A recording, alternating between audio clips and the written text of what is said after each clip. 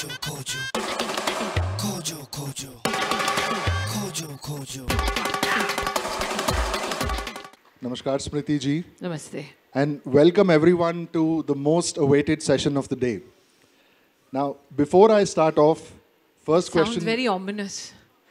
Hello, Anand. I'm sorry, I'm having a fangirl moment.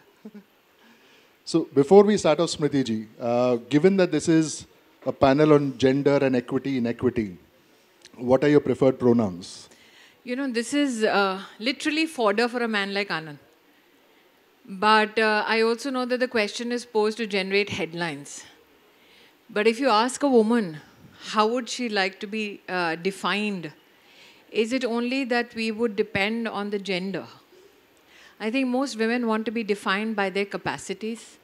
Most women will want to be defined by their relationships because we are mostly denoted by our responsibilities. So if somebody has to present me to the world, if you look at my way of life, Sanatan Dharma, which is the me that you will present. So I think the beauty of the religion I'm born in, the region I'm born to, is that they are manifestations of a variety of thoughts. But penultimately, if I am myopic enough to restrict myself to the pronoun, then I do a great injustice to my journey, not only as an individual, but also as a small speck in what we call Sanatan Dharma. So, how does India and Indians operate in a world? So, if you believe gender identity is reductive, how do we operate now in a world which expects labels, that expects to wear your identity on your sleeve, which... I take exception to the term operate. Indians have quintessentially never used relationships to operate. We have existed. We have flourished in that existence, or we have carried many burdens and moved irrespective of the weight on our shoulders towards solutions. We have moved from challenges which possibly set such stages on fire through conversation towards peaceful existence. So for me as an Indian, I take a huge exception to the term how do we operate, because we quintessentially have never created relationships or created ecosystems to operate. We have been a part of systems so that we could all flourish. We have been competitive, but I think foundationally we've all been very compassionate. I think that is what defines me as an Indian and many Indians that I know. Well, speaking about being competitive and about peaceful coexistence, I'd like to bring in your constituency and the young leader who had the fortune or misfortune of ludowing elections against you. Now, there was a headline at that time which said, the Smriti Irani is a woman in a man-led patriarchal party, defeating a young man in a woman-led party. How is this progress for her gender? I think that when you look at the battle, as you so call it, for Amethi, it was never a man versus woman battle. I never presented myself as the female candidate of the Bharatiya Janata Party opposing the male candidate of the Congress Party. I think it was an ideological fight. I possibly represented ideology, and I think Prime Minister Modi very wisely worded it when he came to the election campaign in Amethi in 2014, and he said, "मैं बदले की भावना से नहीं, बदलाव की भावना से आया हूँ." And I had just had 20 to 22 days to fight that election. Everybody who has been participative, or for that matter, even witnessed electoral politics in India up close, knows that you're going into battle not with the promise of victory, but with a definite outcome of a defeat. That you can go into such a battlefield with absolutely no political pedigree. That you can go into such a battlefield knowing that you will not lead an army, but just a smattering of people. That you can go into such a battlefield knowing that you will fight not only an individual, but an institution which has had a 50-year entrenched somewhere attitude towards the constituents. That is what I was fighting. I was not fighting an individual called Rahul Gandhi. I was fighting an institution. And when you take on an institution which is a 5-decade-old institution in one geography, you also recognize that the relationships that institution has helped flourish from the grassroots up are so strong that they are economically entrenched in terms of their interest towards that individual or to that political organization. So to go with a smattering of people in 2014, and BJP had never won more than 30,000 votes there in the entire Lok Sabha constituency. Max, we went to a 33,000 markup. So to go from 33,000 in 20 days to 3 lakh was a big sign from the people who I think wanted to depart from that rot and become a part of change. So Modi went there as a man, but translated into a movement for the people of Amethi. And that movement then helped crystallize a victory in 2019. So it was 5 years versus 5 decades. And I think that for me, as somebody from my ideology, it is one of my greatest joys that a simple Karyakarta of the Bharatiya Janata Party, I'm not saying male or female, because today we are here in Sundar Nursery during this cultural fest having this conversation. I was born barely 18 kilometers from here. In Munirka, whoever is well versed with the geography of Delhi, I lived in Munirka above a tabela with my parents who had $150 in the year 1976. My mother was a housekeeper at Taj Mansingh, scrubbing floors. The first house I got as an MP was across Taj Mansingh. And I invited my mother to say, look at that hotel where you worked all your life. Where leftovers from Machan, where most of you may have gone there to order a non-veg club sandwich, that was my leftover for school. So one of the first thing I did was take my mother to that hotel, pay for that sandwich and say, today I will not take leftovers. So I have that background versus the pedigree that Mr. Gandhi enjoys. And I think that is why when in 2019, he conceded, not me, he conceded, I said, कौन कहता है आसमान में सुराग नहीं हो सकता? Fabulous, Smriti ji. And you know, beyond your list of achievements, I see about a dozen people in India who are living examples of social mobility more than anything else. All of us have been through, a pretty meteoric rise as far as India is concerned, and now under the Prime Minister's Amrit Kal effort, the next 25 years, we are likely to see a more meteoric rise. Now, this needn't happen only in only in the areas of healthcare or development or defense or finance. From a social perspective, how does the youth of today, which is largely the audience here and online as well, how does the youth of today prepare for a future, prepare for an Amrit Kal, where they may lead lives very different from their parents or grandparents, where they exist so how relevant do you think cultural archetypes are, right, which may hold people back?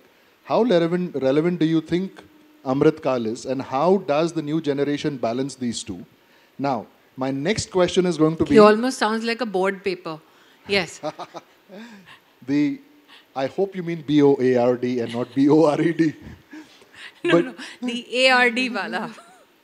And my next question is going to be, in our last conversation, you talked about how your ministry is reframing the engagement with the world in terms of what it means to be a woman in India, not just individually, to be a woman in India, and how we want to represent that to the world. So if you could take these two questions, how do we prepare the youth for the Amrit Kal, and how does the system enable that reframing, especially for women? I think, Anuraag, if I dial back a little, when India turned 50 in terms of her independence story, did we have a government in place which said, okay, where do we want to be on the 75th year of Independence Day celebration? I think we lost out on that milestone. And that is where the milestone which could have been set by our parents or us as youngsters could have come into play. Today you have a prime minister who says, okay, I am looking at functionally responding to the needs of our country from one year to the next because of the budget. But can I also infuse an enthusiasm in generations across my country to say, what will the next 25 years look like for that generation, which is, say, right now in their teens or which is in their early 20s. Never before has India had such an vision given, and vision sounds for many people from a perspective of adjectives dipped in administrative honey. But I think that one needs to be mindful of the fact that till such time you designate a goal for a people or a populace to reach, how can you have a pathway created? The interesting thing is that Amrit Kal now is part of a conversation in a cultural fest, which means it's not an administrative proclamation. It is actually a people's movement or a people's desire to reach a particular destination. But in a layered way, it also means there's an acceptance by our elders. I will not be there maybe 25 years from now, but let me help you achieve foundationally that goal 25 years from now, which means there is a partnership between generations, there's a partnership between people and the Prime Minister that has never been seen before. So again, would I be restrictive enough to say, okay, for 25 years from now or the journey from here to 25 years, I will restrict how women are to possibly conduct themselves in polity, in administration, culturally, societally, because of a particular framework? I think one of our greatest strengths and joys is the vibrancy of our culture, of our people. That with each progressing day, with each progressing month, we will have something new that will come forth as a challenge, something new that will come forth which is a solution not only indigenously, but can be applicable to the world. So let me contextualize it. Sure. 3 years ago, did we know we'll have a global scale pandemic? No. But 3 years from now, can we say assuredly on this stage there won't be another pandemic? No. But what can we as Indians say resolutely, even if there is another challenge? We will meet it with solutions not only for us domestically, but we will also be in a position to help nations across the world. We've done it when it was least expected of us. So I think what the Prime Minister has set off is genuinely a Jan Andolan, not for politics, but for nation building. This is very, very interesting, ma'am. And I can just tell you, as a very ordinary citizen of this country, even if I might not live in the ordinary people don't work with Washington Post. Yes. Well, no, just to clarify this micro slander here. Washington Post has written. I don't think there's a slander of any kind. I think that as somebody, and I will not speak on this platform as a minister, but let me just speak as somebody from the right wing, which is backed also by the likes of Anand on Times Now every night. 30 seconds, yes. Oh. The issue is, restrictions was thrust upon us as ideologues, or for that matter, people who are part of a particular ideological movement. आप इससे बात करोगे तो आप अपनी ideology के प्रति श्रद्धा रखते हैं, इससे बात करोगे तो इसका मतलब आपने अपनी आइडियोलॉजी के खिलाफ धोखा कर दिया है, उससे बात करोगे इसका मतलब कि आपकी आइडियोलॉजिकल पोजीशन डाइल्यूट हो गई है. मेरी आइडियोलॉजी की सबसे बड़ी ताकत यह है कि मैं वो 30 सेकंड्स भी सुन सकती हूँ और मंच से उनको नमस्ते भी कर सकती हूँ, उनकी गालियाँ भी खा सकती हूँ, लेकिन अगर क्रिटिसिज्म में कुछ कंस्ट्रक्टिव हुआ तो उस कंस्ट्रक्टिव क्रिटिसिज्म को फिर अपने काम में इस्तेमाल भी कर सकती हूँ. The day we kill conversation, we are doing a great disservice to our country and our society at large. मुझे लगता है आज अगर मैं इस मंच से, मैं विक्रम से मिली और मैंने कहा कि one of the greatest contributions that could be done to the legacy of Veer Savarkar was the works of the likes of Vikram Sampath. अब फर्क ये है कि 8 साल 9 साल पहले जब नरेंद्र मोदी देश के प्रधान सेवक नहीं थे, तो क्या विक्रम की आवाज देश में कहीं भी सुनाई देती? नहीं देती. और हम उसी फर्क का हिस्सा हैं. So I think it is incumbent upon us, irrespective of the cacophony from the ideologies that hate us, who killed every crevice, in every crevice they kill talent. I don't mind celebrating potentials like Anuraag in Washington Post. Why not? क्योंकि उस युद्ध की भूमि पर जाकर अपनी बात कहने में एक अलग किस्म का जिगर चाहिए, और वहाँ जाकर फैक्चुअली बात कहकर अपनी आवाज़ पहुँचाने के लिए भी मुझे लगता है कहीं ना कहीं हमें अभ्यास करना चाहिए. क्योंकि जब हम कहते हैं देश के प्रधान सेवक, वो सिर्फ उनके प्रधान सेवक नहीं है जिन्होंने उनके लिए वोट किया, वो उनके भी प्रधान सेवक है जिन्होंने उनको आज तक एक वोट नहीं दिया. And I think for me that is a matter of great pride when I look at the prime minister of India. That सड़क बनाते वक्त उन्होंने ये नहीं कहा कि जो मेरे धर्म में, मेरे कर्म में विश्वास करेगा वही उस सड़क पे चलेगा, कि मैं ब्रिज वहीं बनाऊंगा जहां मैं चुनाव जीता हूँ. नहीं, उन्होंने अमेठी में AK-203 की रशियन MOU के माध्यम से फैक्ट्री तब बनाई जब MP राहुल गांधी था, मैं नहीं थी. Fair point, Smriti ji. Now, I'd like to extend this a little further. Let's talk about the polarization of media and the lenses through which we are viewed as either or and othering and all of that. Now, as an individual, somebody might say ki Anuraag is like this or the other or whatever it is. It doesn't matter because Anuraag is not publicly relevant. Now, when they call you... No, so I'm again distancing myself from that thing. That is another problem that we have within our ideology, and I'm sorry I'm counting you as a part of the ideology. I'd like to think no matter how much people within my ideology do well in the world, they are always modest enough to say, "Nee, I don't matter that much. Please heed my plea. You all matter." Because reducing the ideology to only, let's say, a minister on gender would be a great disservice to the ideology. So Anuraag Saxena matters as much as, let's say, Vikram, as much as, let's say, me, because we cannot restrict the voice of our people, our thought, to just a few people. I think that is what the left ideologies did to us. They selectively picked which talent to kill. And everybody said, इसको मार दिया, इसका मतलब अपना कोई chance नहीं है. अगर हम उनके साथ अलाइन नहीं करेंगे तो हम जिंदा नहीं रहेंगे एज ए प्रोफेशनल. तो मुझे ऐसा लगता है प्लीज़ अपनी अचीवमेंट्स को, आप मॉडेस्ट हैं, इसका मैं स्वागत करती हूँ, लेकिन ये हमारा दायित्व है, हमारा कर्तव्य है कि हम एक एक ऐसे अचीवमेंट को हर मंच से उसको प्रोत्साहित करें, उसका अभिनंदन करें, to proudly say yes, Anuraag is a part of my ideology. Vikram is a part of my ideology. And what is my ideology? My ideology is nation first. Should I be ashamed of it? No. So if you put India first, you're from my ideology. So how do we, you see, media is evolved in a very interesting way. In the past, yes, as you said, the way they would deal with disagreement or dissent is death by silence. They would just ignore you and make sure that... No. They would not only ignore you. I'm coming to that. Anuraag, I've served as Minister Education and I've witnessed. How will they kill you? Professionally. They will never let you become associate professor so that you never become good enough to be a VC. So it's not that they'll silence you.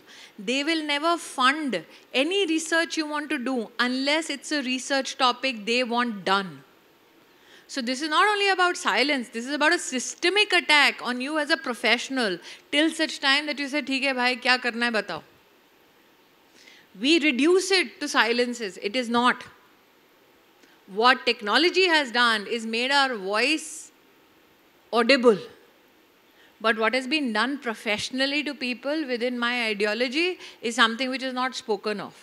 But I think it's time that we have those conversations. Where have professionals from our ideology been killed in terms of their prospects? I think that also needs a conversation. So how do we counter? By not becoming them first. By not becoming them. Because we know what is to die that death every day. Yeah, I would think so. I would think it is, I would think it's very difficult to hit the sack every night. knowing that you have done something which from a karmic point of view... No, they are not bothered about that.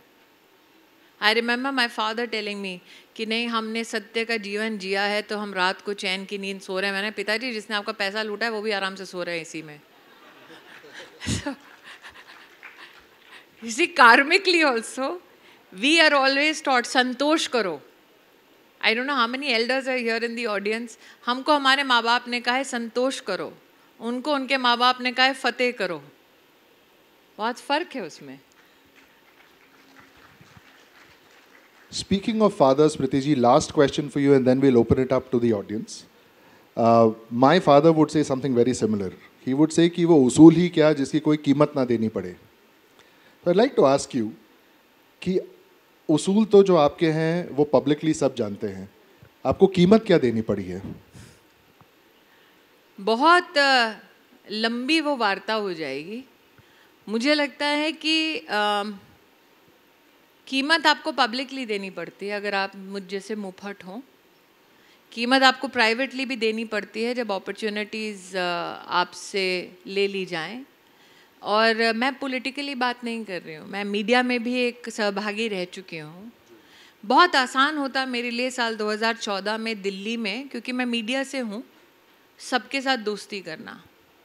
मुझे याद है साल 2003 में मुझे एक बहुत ही वरिष्ठ भाजपा के मेरे नेता ने बुलाया चाय पर. मैं तब लगभग 26-27 साल की थी. उन्होंने कहा आज एक हिदायत दे रहे हैं तुमको, इसको गांठ बांध लो कि have your own circle of media people and PR people, you'll do well, you have potential. I at 27 was stupid enough to look at him and say, sir अगर यही सब करना होता तो हम में और उनमें फ़र्क क्या है. उन्होंने माथा पीट लिया अपना. उन्होंने कहा तुम बहुत पछताओगी आगे चल के. उन्होंने कहा कि, और शायद उनके अपने जीवन का ये अनुभव रहा हो, कि बहुत आसान है सिस्टम में फिट हो जाना. आज कई ऐसे मीडिया के हमारे बंधु हैं, अगर उनका बस चले तो कल हमारी अंत्येष्टि पे आके परसों उसके ऊपर एक अच्छा सा डिनर कर दें. हम मजबूरी हैं उनकी. लेकिन मैं हमेशा ये कहती हूँ कि वो जो आपके पिताजी वाली दिक्कत है ना, कि वो असूल ही क्या हो जिसकी कीमत ना चुकानी पड़े. तो चाहे हम कितना भी रंज रखते हैं अपने माता पिता से कि आपने हमें ये असूल क्यों सिखाया, लेकिन अब सिखाया है तो इसी पथ पे चलेंगे. Thank you, madam. Thank you. Now, we have... और अनुराग, मुझे लगता है सबसे बड़ा उसूल का संतोष ये होता है जब you're a nobody and you defeat for the first time in the history of your country, the sitting president of the Indian National Congress.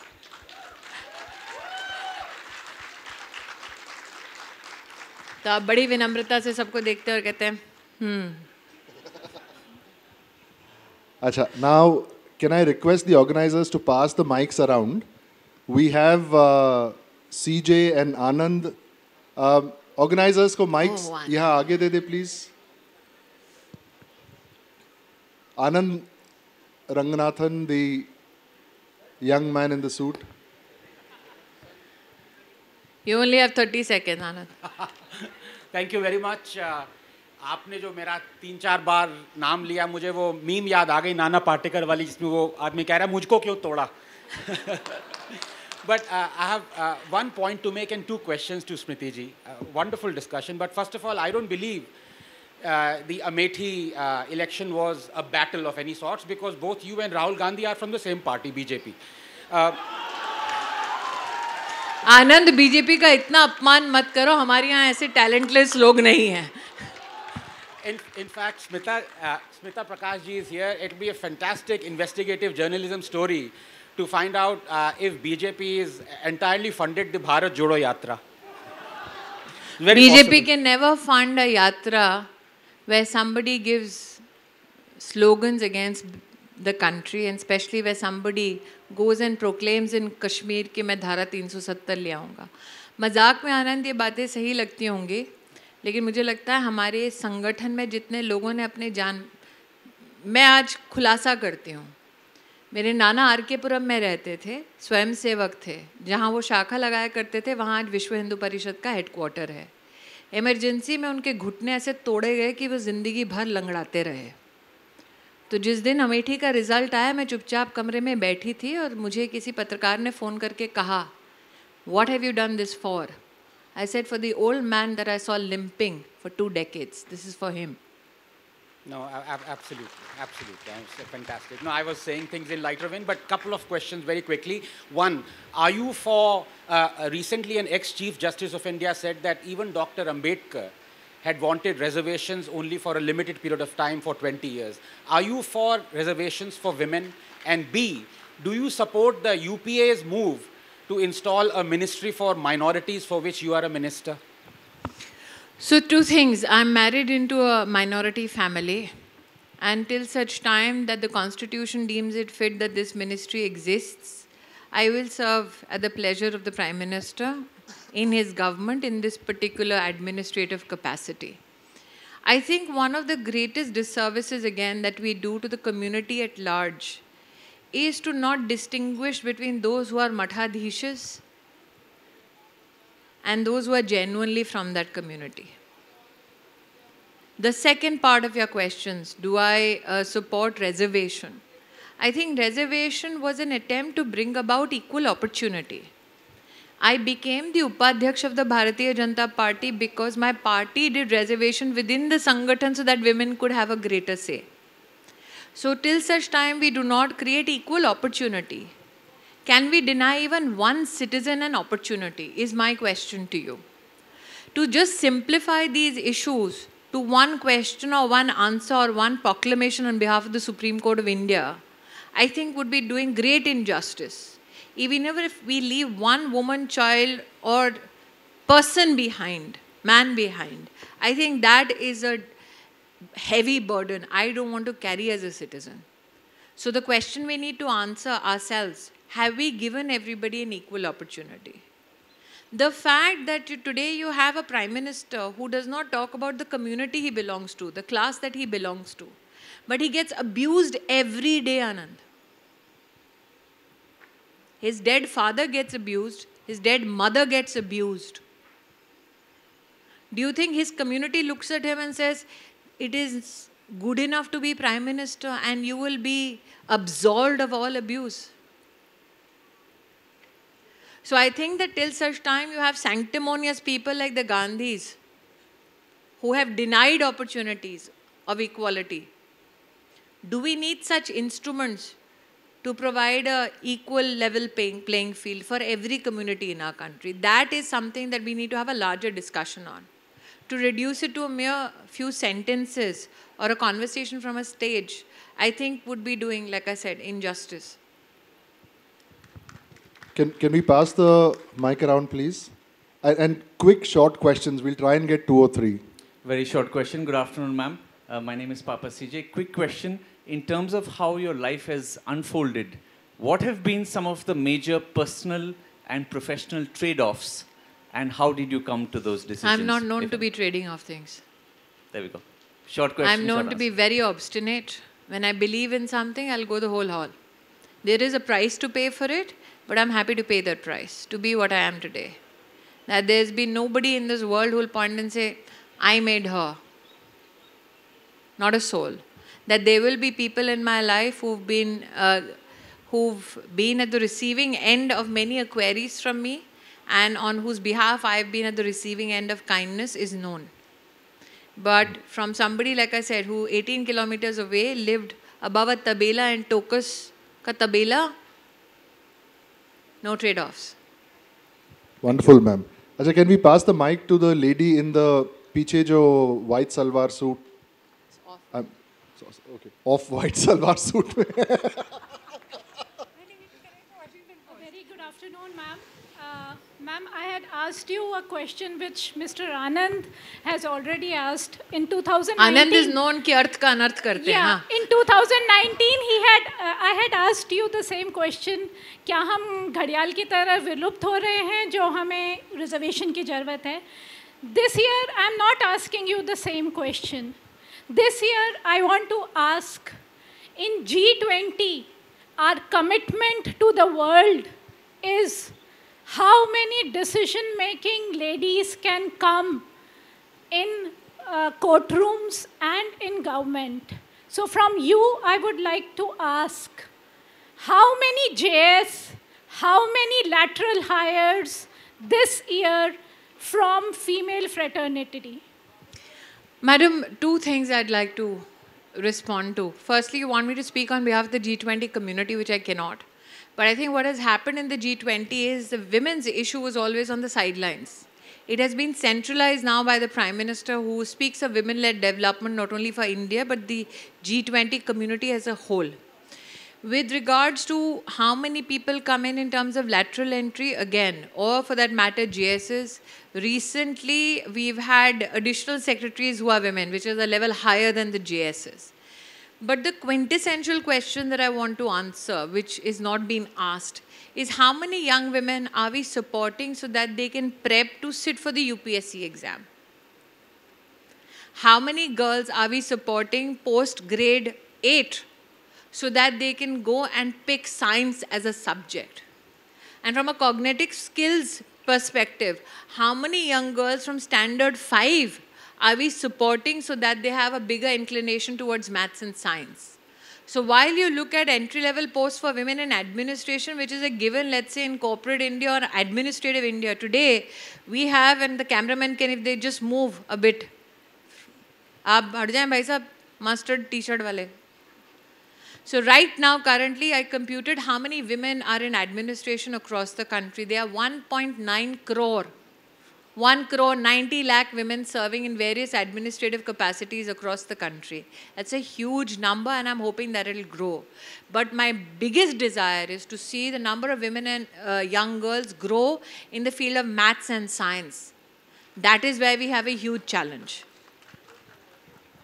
And just to add on a bit, I think, the last time we spoke... We are not in Madam, Madam, you've asked your question. Madam, these 1 crore 90 lakh women are decision makers.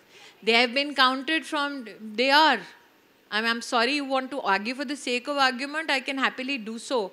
But they are computed as people who are sitting as district magistrates, people who are running fast track courts, people who are running Pani Samitis and deciding which village house gets how much water, people who are sitting as even Swachhagrahis who decide which house does not have a toilet and needs that allocated fund going to building of toilet. These are decision makers.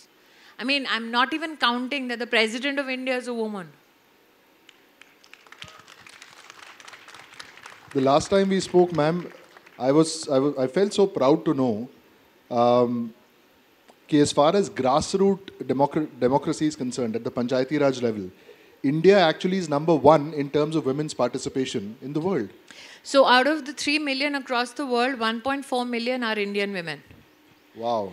The challenge was that the Global Gender Gap Index never considered them politically refined enough to be counted. So that is why this year I had the blessed opportunity of engaging with the World Economic Forum to ask them only one question. That these are women who are getting elected to office from the grassroots, which is one of the toughest elections to fight. And why would you not consider 1.4 million such women? They not only disregarded 1.4 million women elected to Panchayat system, they disregarded female MLAs, they disregarded even women ministers from the Council of Ministers in the Government of India. And that is why if you just compute that number, India will suddenly jump in the Global Gender Gap Index. That in the Ministry of Women and Child Development, we had brought forth questions with regards to the hunger index as well. That these international indices do not compute the realities from India. For instance, they will say कि circumference of the arm इतना ही होगा, height इतनी होगी.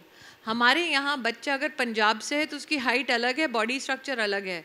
बच्चा अगर नागालैंड से है तो उसकी बॉडी स्ट्रक्चर अलग है.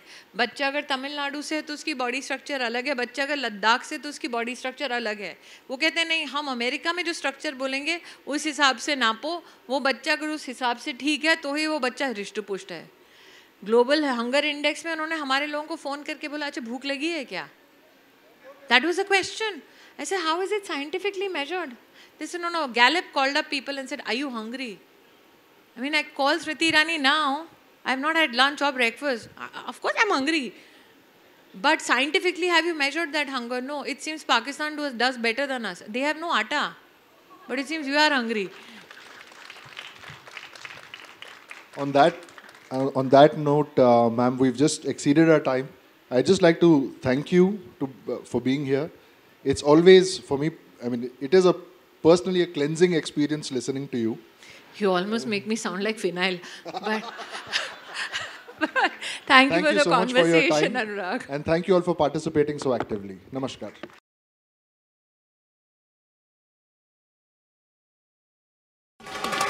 Kojo, kojo. Kojo, kojo. Kojo, kojo.